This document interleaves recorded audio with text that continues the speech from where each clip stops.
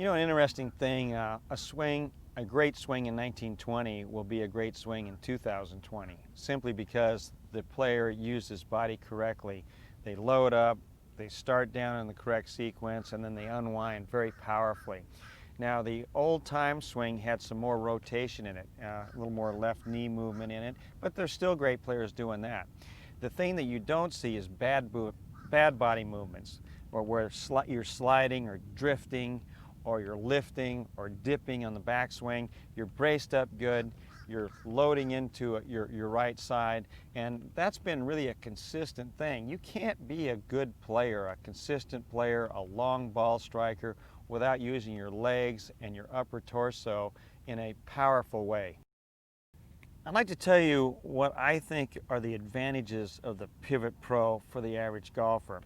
It's got this automatic slant from the outside of the shoe to the inside of the shoe, and that automatically braces the inside part of the back leg, and that is absolutely critical. That's kind of the running start I see in a tour player. They kind of preset themselves into a solid, strong position here right from the get-go.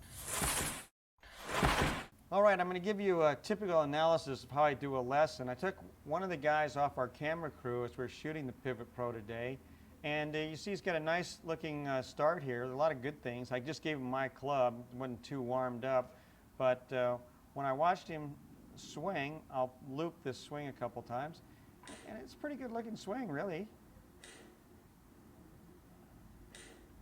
However, when you slow it down a little bit, and I'll put a rod up here, a line, which represents the rod on the PivotPro, and just leave it there, and then we can kind of look at his leg action going away, how much lateral stuff he's got in there. Not good.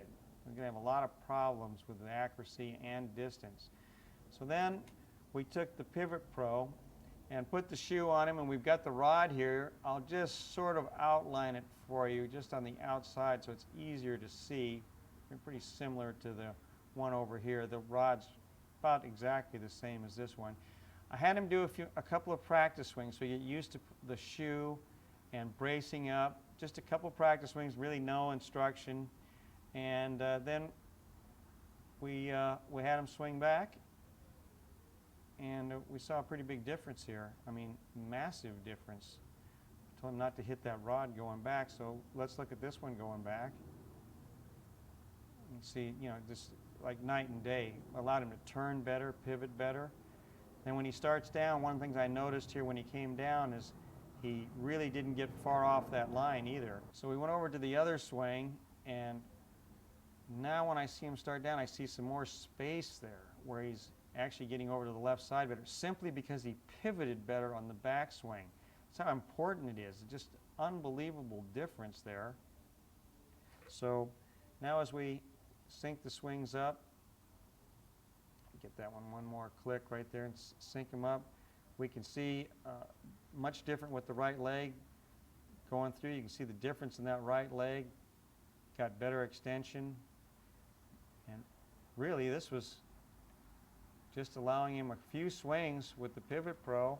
You can see the rod now has gone out forward, pointing a little bit to the right of the target, just where we wanted, up on his right toe. I really tried to get him to trust going over forward with the PivotPro, because when you first put it on, it's a little bit scary possibly for some people, but he went right through that shot, and you can see an unbelievable difference in the swing. Even though they kind of ended up looking very similar at the end, what was astonishing was this picture at the back.